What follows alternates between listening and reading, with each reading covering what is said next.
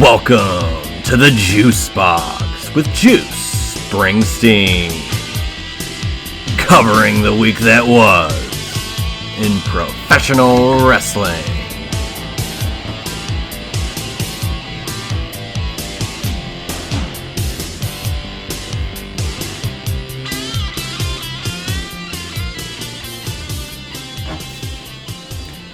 And hello everybody, and welcome to a very special edition of the Juice Box, as it is WrestleMania weekend, 2 nights of the granddaddy of them all, and yours truly is here to predict it all. That's right, Juice Springsteen here. Follow me on Twitter at JuicySteen, at Juicy Wrestling Closet on Instagram, at JuicySteen on YouTube. Listen to the show on Spotify, Amazon Music, and on Apple Podcasts via iTunes. And if you listen to the show via iTunes or Spotify, leave a rating and review. It really does help the show grow. Also, check out the show on juicysteen.podbean.com. But yeah, we are doing the predictions for WrestleMania this year, solo, dolo, and you know, sometimes it is a little bit more interesting, kind of in your own thoughts when discussing such a major card like this. And I was on No Dirt, Just Dialogue earlier in the week, and when we ran down the card, you know, there are some obvious choices on this show in regards to, you know, who's going to win, who's going to lose, but there are definitely some intriguing pieces to this show, both nights, that I feel could maybe exceed expectations, maybe give a little bit more juice, for lack of a better term, to WrestleMania as a whole. And I am here to go through each and every single drop of that here with you today on the Juice Box for WrestleMania 42, Las Vegas. They ran it back so nice, they're doing it twice. Next year's in Saudi Arabia, so this is the last domestic WrestleMania, at least until 2028, assuming that that's where 2028's WrestleMania will take place. We will find out, I would wager, you know, by the end of 2026, where WrestleMania 44 will take place. I have a feeling it could be New Orleans, it could be Dallas, LA, Nashville's going to get one by then, so maybe, or they could be in the running by 2028.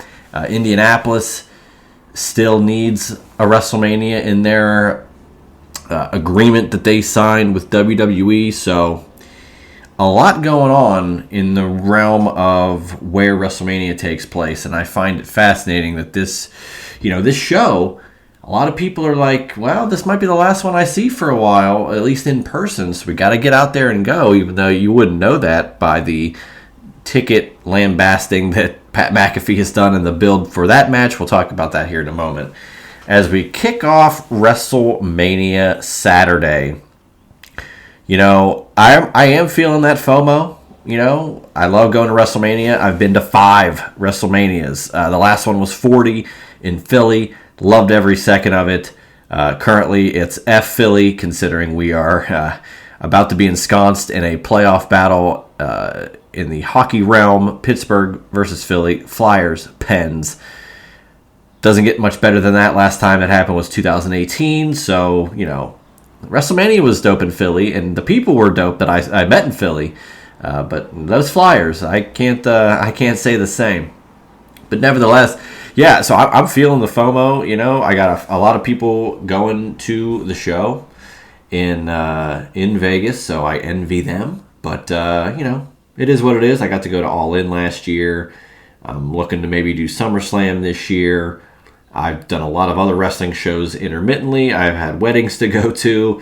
You know, real life does get in the way of this wrestling thing. It's just a nice, addition to life is this pro wrestling thing. So enough rambling by yours truly. See, that's what happens when you do these shows solo. That's a little Michael Cole reference there, but Night 1, man, we got 7 matches on night 1. I think night 2 has a lot more pizzazz and circumstance, pomp and circumstance, but I don't know. I think night 1 could really show some intrigue, and we'll start it off with what I think.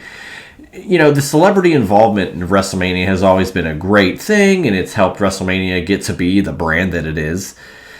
Yet this year, it seems like there's a lot of shoehorning of celebrity involvement. Yet I am intrigued as all hell for this celebrity in their first wrestling match ever. 6-man tag, LA Knight, the Usos, taking on Logan Paul, Austin Theory, and IShowSpeed, The Vision.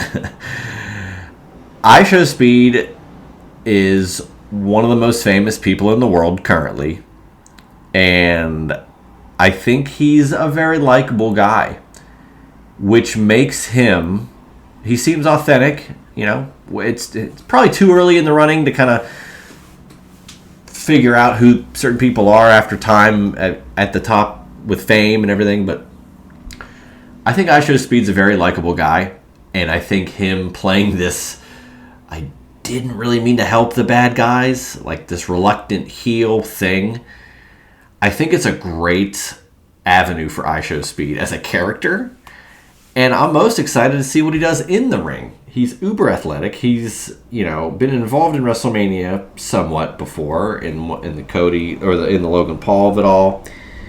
So, or was that at WrestleMania or was that KSI? I believe Speed was it Orton that hit him? I can't remember. I cannot recall. I'd have to do some research. Look, I got to be honest. The last few WrestleManias have totally blended together in regards of, where things are, and what happened at each show. Okay, so it was WrestleMania 40 as the Prime mascot, and he got, of course, RKO'd by Randy Orton. So you're in the right ballpark here, Speed, but I think he's going to outperform any expectations on him in the ring. I think he's going to go crazy, kind of like a Logan Paul, where you're expecting exciting in-ring, but it's actually above all expectations. And I think it's going to be awesome. So I'm going to take the Vision to actually win this match. The speculations that LA Knight might get left high and dry by the Usos, and I wouldn't necessarily disagree with that. So if that happens as well, it's, the fact remains the Vision, I would wager, are going to win this 6-man tag. I like that there's a 6-man tag. There's so many singles matches. Every match other than the 6-pack challenge ladder match on night 2 is a singles match, so I find that fascinating as well. Let's get into one of those first singles matches. Jacob Fatu, Drew McIntyre, unsanctioned. I believe this is part of the kickoff on ESPN or ESPN2. I cannot recall which one's which, but you are getting an unsanctioned match. These two have had a brutal feud recently, and we thought maybe there could be a dog collar involved, but I don't know. We're going to see a lot of chaos in this match for sure. I think McIntyre takes another L, unfortunately. I think Jacob Fatu, Drew was world champion recently. I know he lost it already, but nevertheless, Jacob Fatu, I think, is going to go to 2-0 at WrestleMania in this chaotic, unsanctioned match. Again, the ESPN integration is awesome. I love that, the first hour on each night is going to be, a part of that.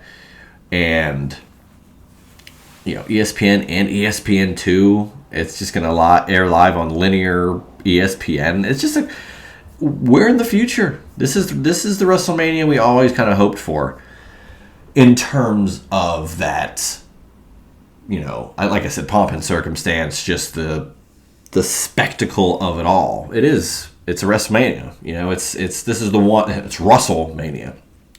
This is the one that kind of outshines every other PLE on the show or on the calendar for WWE. So, it being on ESPN and the star power that it's bringing. It's going to be, it is going to be a spectacle. It's going to be spectacular. So I just kind of hope that the in-ring kind of, pulls its weight, if you will. And I think it will in this next match. Women's World Title, Liv Morgan, Stephanie Becker. I always kind of go back to this. I feel like baby faces, especially in WWE, really benefit from being on a chase for the championship and not necessarily actually being champion. When they get crowned, it's incredible. Darby Allin recently, Cody Rhodes at WrestleMania 40, they're great moments and you just want to celebrate it. But the trip there is more often than not more exciting. And I think it's where we're at with Stephanie Becker. She's been champion for a while, and I think Liv Morgan, this character's gone off the rails, but she won the Rumble. She's in the driver's seat. I'm getting Liv Morgan the victory here on night 1 to win the Women's World Title. Becky Lynch, AJ Lee, Women's Intercontinental Championship. I like this build. This has been a long build since the debut of WWE on ESPN with WrestlePalooza and with Punk and Rollins. But I think AJ Lee's going to take some time away from the ring. I think she's had a lot of fun in this little run. I think she's considering maybe what's going to happen in the future. Perfectly fine. Becky Lynch, I think, should win this women's IC title. Who knows who could challenge her the next, on Monday, maybe on Raw. It's the night after Mania. That's always a huge show. So I'm going to take Becky Lynch to win and reclaim the Women's Intercontinental Championship. Fatal 4-Way, Irresistible Forces versus Charlotte Flair and Alexa Bliss versus Bayley and Lyra Valkyria versus the Bella Twins. And the Irresistible Forces, the champions, Lash Legend, Nia Jax. This is a perfect vehicle for those two women to lose the titles and not get pinned. And I think as long as they're healthy and willing to be in this match, with their health status, I think the Bella Twins are set to win the WWE Women's Tag Team Championships. I think it's again, perfect vehicle for that to happen. Who knows if maybe Charlotte and Alexa get kind of off kilter there and they play into that. Who knows? But that's what I'm looking at. I think the Bellas will win the Women's Tag Team titles. Seth Rollins versus Gunther. This has been built rather quickly. Somehow Rey Mysterio is actually in a match. I thought he'd be wrestling Gunther in maybe a career-ending match or threatening match. Seth Rollins was probably going to go against Braun Breaker. And, that didn't happen. So now we get Gunther, Seth Rollins. I think Gunther's cooled off since retiring John Cena in December. And it kind of just has trailed off. I think that Gunther can keep that momentum with a clean win here against Seth Rollins.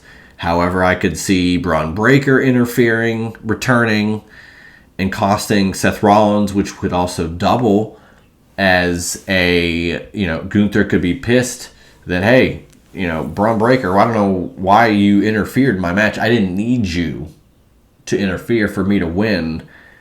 I have a problem with you. And they could have that problem be hashed out at, SummerSlam maybe. Who knows? Maybe Gunther's got Brock Lesnar in his sights by then. I don't know. So I could see Braun Breaker, maybe making an appearance here. I just don't want Seth Rollins to win this match. If Gunther loses this thing, why did John Cena ever retire? Or who could he have retired? He could have lost to someone else. John Cena could have had his retirement match at WrestleMania. But we're not having that happen. And what we are seeing is the man that defeated John Cena back, SummerSlam of last year for that WWE Championship. He is now WWE Champion again after defeating Drew McIntyre, aforementioned Drew McIntyre, and Cody's defending it against Randy Orton, where if Orton loses, Pat McAfee, who is in the corner of Randy, will leave the pro wrestling industry permanently, which is insane. The inclusion of Pat McAfee, that stipulation that McAfee made very hastily, in his promos against the IWC and like all these people he's referencing as like acknowledging as a thing in the WWE universe and not just like the real world. I don't know. I don't know. I like Pat. I think he's a great commentator. I think he's a fun wrestler in the ring. I think he's a cool dude, philanthropist, and gives a lot of money away to good people and charities and raises a lot of money. You know, Pat McAfee's not the problem here. It's the powers that be that said, you know, we don't need Orton and Cody to do a 20-year video package of how they came up in the legacy tag team and their dads and the history, and we'll bring Bob Orton into this and we'll bring Dustin into this. They just put Pat McAfee in this thing and make it weird and about how Randy Orton's going to save wrestling, like John Cena last year against Cody Rhodes in the WWE World Title program at WrestleMania, trying to ruin wrestling. It's the other side of that coin. And Pat McAfee joining in, it seems shoehorned. Travis Scott was in the WWE title match with Cody last year, and if it's just to get comeuppance on Travis Scott or Pat McAfee, then I just don't. I think that's misguided. I just don't think that's what WWE should be locked in on. It's WrestleMania. You got two. I keep saying legacy performers, and that's not to make a pun, but like Randy Orton, second generation, Bob Orton, like legend, Cody Rhodes with Dusty and Dustin, and it's just like it's crazy that they're just shoehorning a celebrity in for the effect. I get it. I really do. I just disagree. But ultimately, I'm going to take Randy Orton to win this match, win the WWE Championship for a 15th time, be in the Pantheon underneath Ric Flair with 16 World Championships, John Cena with 17 World Championships. I think that is the way to go, and you'll get Orton with 15, passing Triple H. I love to see it. I think it's going to happen. I just hope this Pat McAfee... Look, if The Rock shows up and a lot of crazy stuff happens and everything just gets flipped on its head, I'm here for it. I'm willing to let it play out. WrestleMania is the ultimate let it play out PLE. It really is. Like, you just never know, and like this is where things culminate for the most part. So we'll see. But yeah, let's go to night 2. I think Randy. I think you're getting a new WWE champion. I think you're getting a new Intercontinental champion. I think you're getting a new Women's World Champion. I think you're getting new WWE Women's Tag Champions. It's pretty crazy. Let's go to night 2. Let's kick things off hot, man. Oba Femi, Brock Lesnar, one-on-one. The build's been great. Brock has sold great. Physically in the ring, in his facial reactions to Oba Femi and everything Oba does, I think has been brilliant. And Oba's been great too. And I think Oba's ready. And let's do this. Let's do Lesnar and Goldberg Survivor Series 2016. Let's do Darby Allin and MJF. Let's do, the next big thing is Oba Femi. Let's see Brock hit an F5 right out of the gate or on Oba, but Oba just no-sells the hell out of it and goes crazy and destroys Lesnar in 2 or 3 minutes. Like, let's go. Let's rocket this man to the moon. Lesnar doesn't need to do much for him to look strong in this match. It's Oba Femi. That's the story, is that Oba is the big, nasty new guy. And Lesnar is still big and nasty, but he's just not him anymore. It's a passing of the torch moment, and I think Oba Femi will win against Lesnar. That's what I think should happen.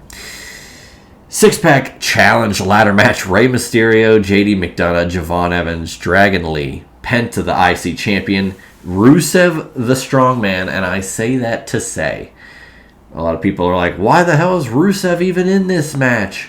That's the purpose of the strongman in a ladder match with a lot of chaos. Rusev can hold the ladders, prop the ladders, throw people. He's a great dynamic. Look, you had Ric Flair in the Money in the Bank. Kane won Money in the Bank. You could do a lot with Money in the Bank, and the Big Show is in Money in the Bank. You're like, let's put people in there from all shapes and sizes and wrestling types and what have you. And I think it's what Rusev gives. I think Penta's going to retain, but I would not be shocked in the slightest if Javon Evans ascends that ladder, grabs the WWE Intercontinental Championship, and we're off to the races with the brand new, fresh face WWE Intercontinental Champion. That's what the title's made for. And I'd love to see it happen, to be quite honest with you. I think Penta's going to win, but I'd love to see Javon Evans win the title. Singles match, women's title on the line. Rhea Bloody Ripley challenging Jade Cargill. I think Jade Cargill is going to retain this title. I think this is the most high-profile match for Jade Cargill in her career. One-on-one against Rhea Ripley for the WWE Women's title. Doesn't get much bigger than that. And it's on night 2. So you got to outperform even your own expectations. And as long as you do that, I think Jade Cargill is going to retain. And I think it's the right call. I think Rhea Ripley can do a lot more and do a little thing, a little bit different of the norm where she's always champion. I think Rhea Ripley's better just kind of hanging out, doing her own thing, getting title opportunities or winning it for a little bit. She doesn't always have to win at WrestleMania. We got a lot of time. She was ensconced in the Dom and Liv thing, and there's just so much to Rhea that she doesn't need a title. And let's see what Jade can do as world champion. Can she take Rhea Ripley out at WrestleMania on the biggest stage of them all and retain the title? She could prove a lot if she does.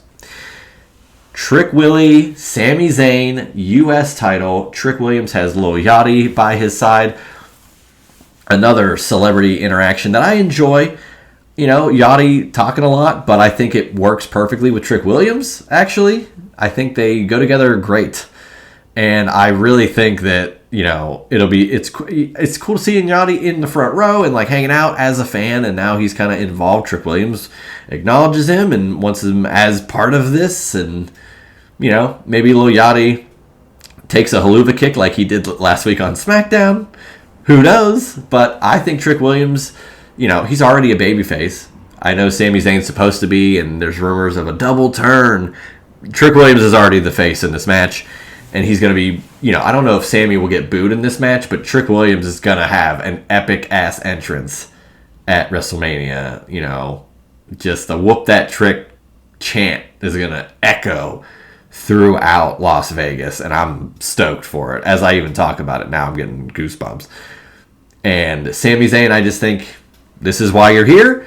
He's had his main events at WrestleMania. He's done a lot in his career.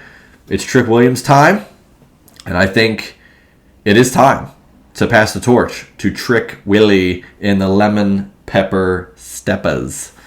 So, yeah, new U.S. champion. So far, I only think, I'm picking Penta to retain the IC championship, but I wouldn't be shocked if Javon Evans won the IC title. I think Jade's going to retain, but I think Trick's going to be the new champion. I think Orton will be a new champion. The Bellas will be new champions.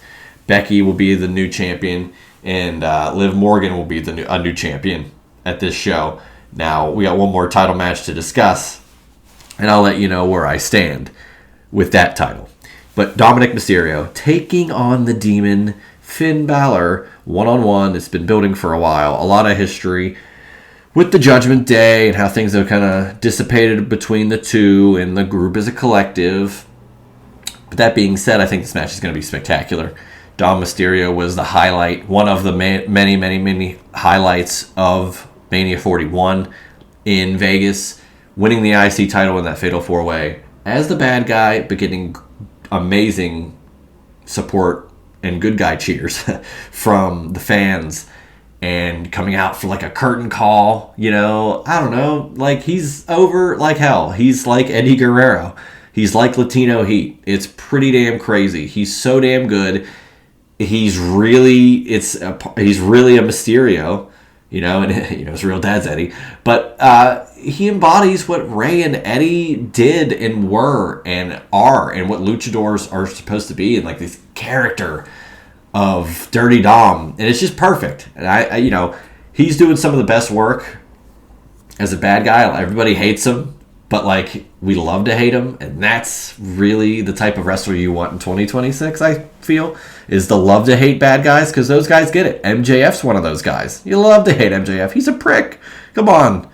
So Just some. Wheeler Yuta I put in there. But yeah, let's. I can't say anything else good about Dominic Mysterio other than I don't think he's going to win this match. Normally it would be pin Balor at WrestleMania, but the Demon does not lose. At least, primarily not on pay-per-view, if not maybe once or twice in the Demon's history where he may have lost or was just unsuccessful at the pay-per-view or PLE. But I think the Demon will get the win here against Dirty Dom. I could see some shenanigans and Dom winning the match and, maybe JD interferes or I don't know. They'll come up with something. But I really just hope Demon gets the win, ascends, gets a shot at Javon Evans maybe for the IC title, cook up some other stuff for Finn Balor as a whole in the singles scene, because I don't think he's going to be hanging around with Judgment Day after this match. And Dom can rebound after this, which I'm looking forward to what would be next for Dom, after this, going to Backlash and what's in his, future. Could it be the IC title? Could he challenge for something different? What's out there? So I'm very curious to see what's next for Dirty Dom. And Finn after this match, but I'm going to take Finn Balor to win the Demon. There is only one main event, and it's Night 2, WrestleMania 42, Roman Reigns challenging CM Punk for the World Heavyweight Championship. I would wager the biggest WrestleMania main event in over 10 years. Maybe Mania 30. Or, 31 turned out to be major because of the Seth Rollins cash-in and the effect of it all. 30 had the crowning of Daniel Bryan and a change in WWE, which we've seen at 10, 20, 30, and 40, which is pretty awesome. But if not those two, Cena, Rock 1 or 2, those main events were so big, I'd say this main event, CM Punk and Roman Reigns, one-on-one for the World Heavyweight title, is just at that level of cachet, of juice, of zhuzh.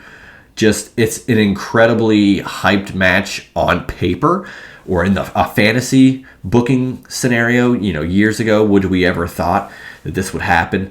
Punk in 2012 having the Shield come in to, save Punk's legendary title reign of 434 days.